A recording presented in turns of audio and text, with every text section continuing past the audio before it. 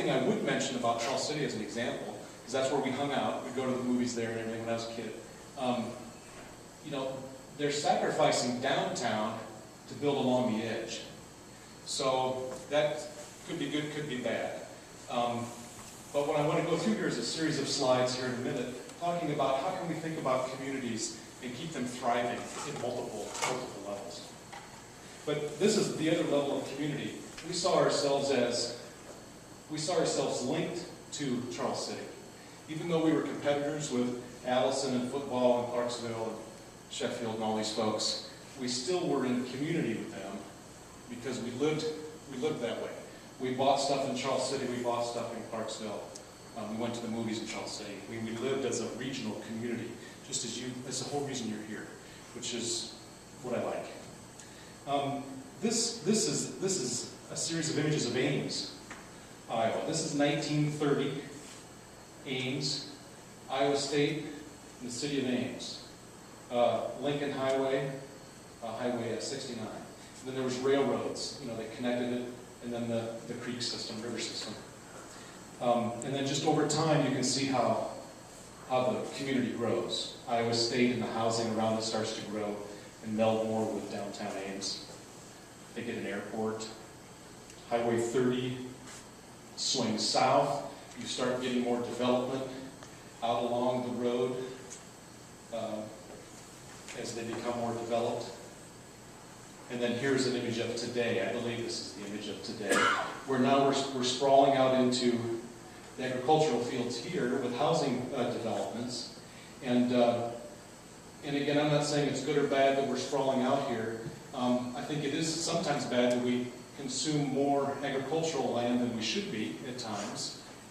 And so what I want to show here is a series of slides next that talk about, as we grow these Iowa communities, how can we do it in the smartest ways possible? And there are some tools that we can use to do that. I guess this is the image of today, as they've now grown out and around the area.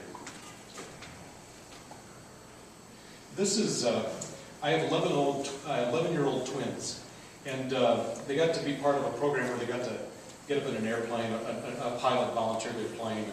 I was sitting in the back, and so my 11-year-old was flying this plane while I was taking pictures out of the window. I was hanging on it for dear life in the back. And I just took these images. This was a great fall day, late October. We took off the Ankeny Airport. So we swung across Ankeny. We're heading toward Polk City.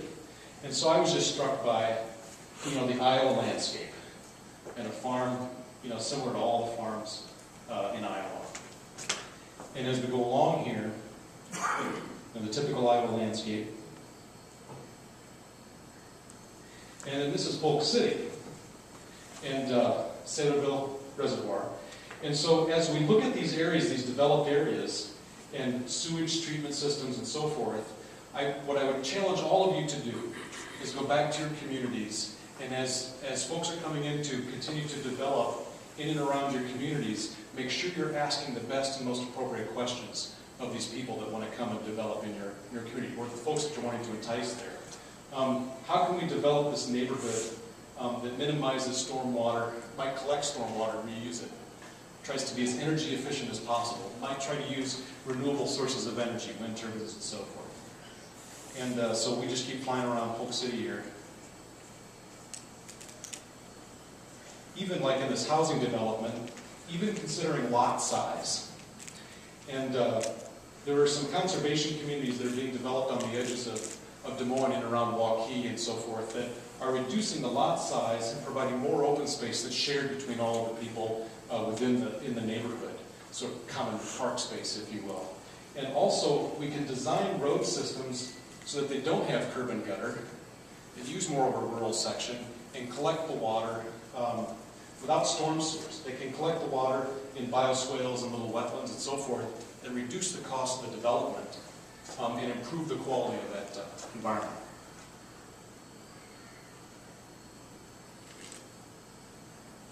So here's one site. You might want to write this down if you're involved in community development. I know you can't read this, but this is the Environmental Protection Agency website. It's www.epa.gov, and it's /greenkit.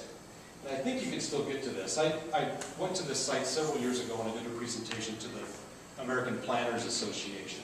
And this is a really great site that takes the community leaders through different questions about how to make your community sustainable and how to make your community a great place to live. And these are the questions they ask. You know, step 1 is a community assessment. Where are we now? Step 2 is a trends analysis about where are we going. Step 3 is a vision statement. Where do we want to be? And step 4 is a sustainable action plan. How do we get there? And then step 5 is the implementation. Let's go.